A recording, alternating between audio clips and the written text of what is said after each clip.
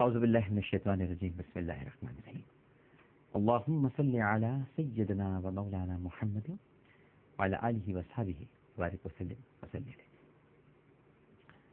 اے گنہگاروں مایوس نہ ہو، عامر لیاقت حسین حاضر خدمت ہے.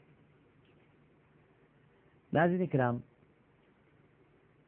بیان کیا جاتا ہے کہ حضرت ابراہیم بن ادھم علیہ الرحمہ کے پاس ایک آدمی آیا اور آپ کی کنیت تھی ابو اسحاق، اور آ کر آپ سے کہنے لگا، اے ابو اسحاق، میں اپنی جان پر زیادتی کرنے والا آدمی ہوں، میں نے اپنے نفس پر بڑا ظلم کیا ہے، آپ مجھے ایسی بات کوئی پیش کریں جو میرے نفس کو ڈانٹنے والی ہو،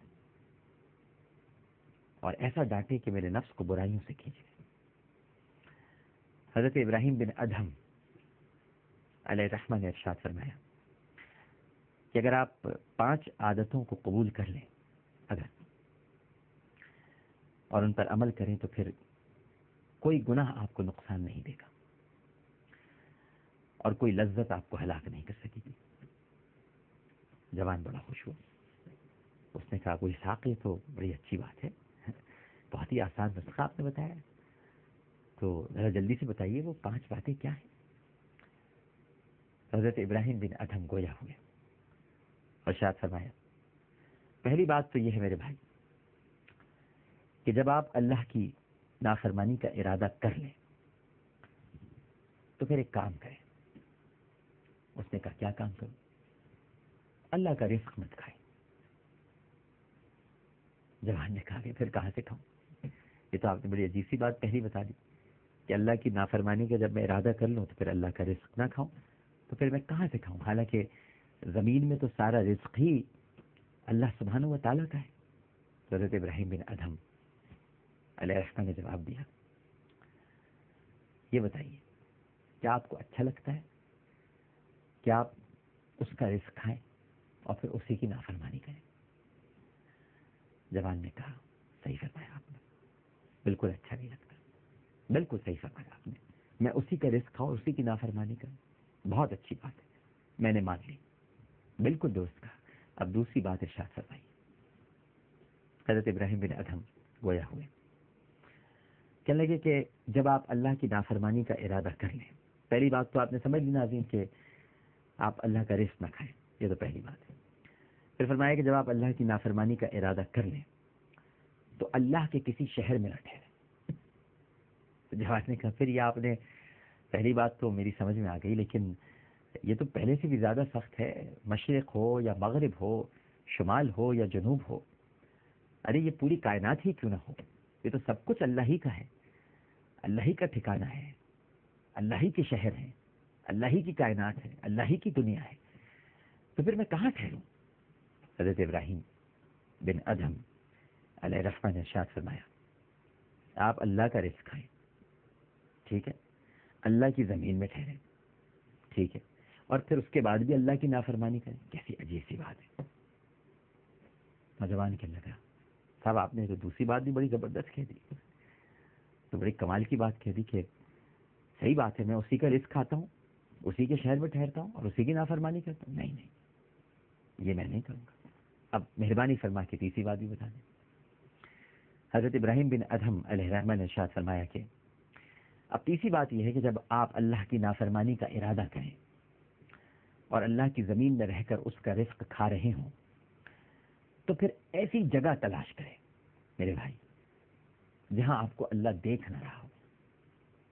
اس جوان نے کہا کہ حضور، یہ تو پہلی 2 باتوں سے بھی زیادہ سخت بات ہے، یہ کیسے ہو سکتا ہے؟ اللہ سبحانہ و تعالیٰ تو دلوں کے راز پر بھی مطلع ہے، میں اس سے کیسے چھپ سکتا ہوں؟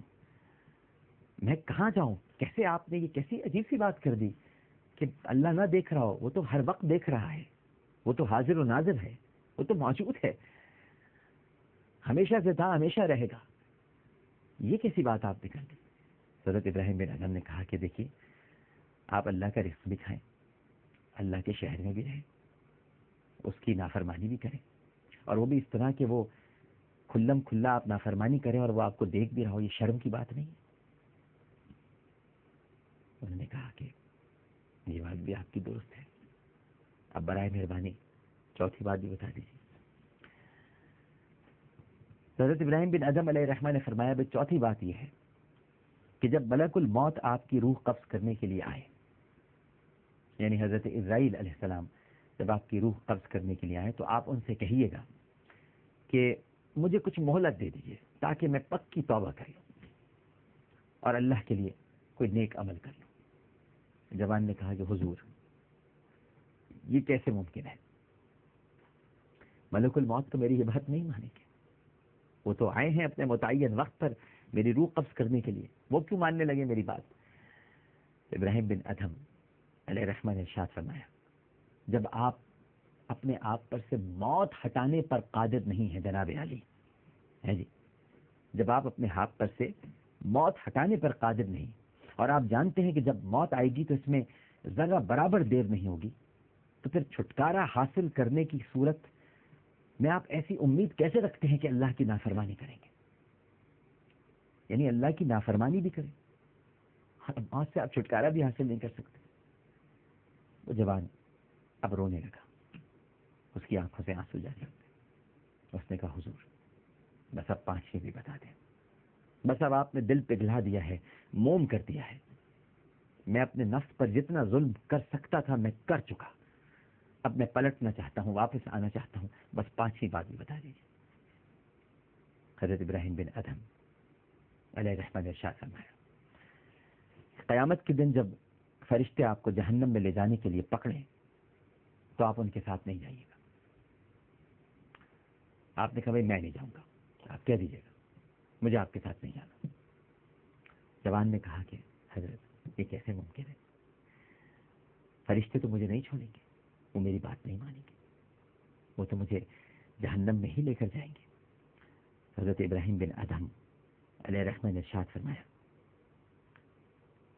پھر یہ بتاؤ تم اس وقت نجات کی امید کیسے رکھتے ہو؟